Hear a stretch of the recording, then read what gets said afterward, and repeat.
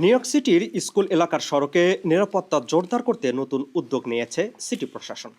সোমবার কুইন্সের flushing international high স্কুলে এক সংবাদ সম্মেলনে মেয়র জোহরান মামদানি ঘোষণা করেন, স্কুল জোনে গাড়ির গতিসীমা কমিয়ে 15 মাইল প্রতি ঘন্টা করা হবে।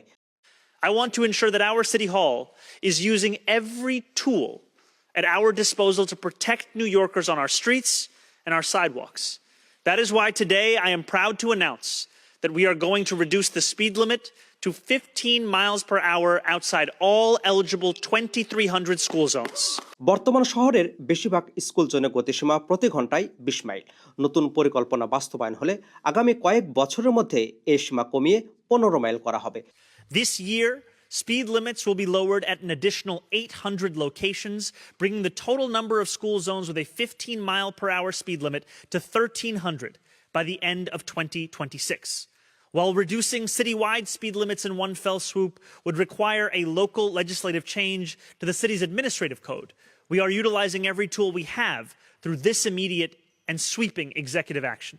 সিটি প্রশাসনের পরিকল্পনা অনুযায়ী চলতি বছরের মধ্যেই আরও প্রায় 800 স্কুল জোনে নতুন গতিসীমা কার্যকর করা হবে।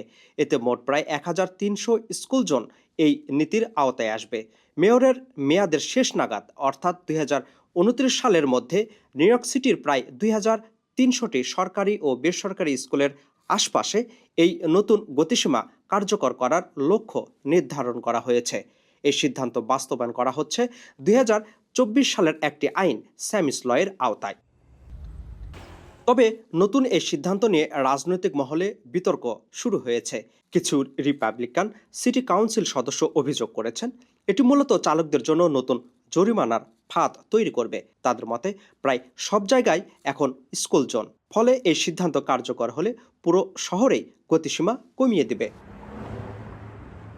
অন্যদিকে সিটির কর্মকর্তারা বলছেন এটি শিশুদের জীবন রক্ষার জন্য অত্যন্ত প্রয়োজনীয় পদক্ষেপ। What we're doing here today, we're lowering speed limits in school zones, and that will save lives. As was mentioned more than a decade ago, Amy Cohen Eckstein lost her son Sammy to traffic violence. Today, thanks to Sammy's law, our streets will be safer. The mayor is using the power that we gained through his vote to protect students. City কর্মকর্তারা জানিয়েছেন, নতুন গতিসীমা কার্যকর হওয়ার আগে 60 দিনের একটি জনমত গ্রহণ প্রক্রিয়া চালানো হবে।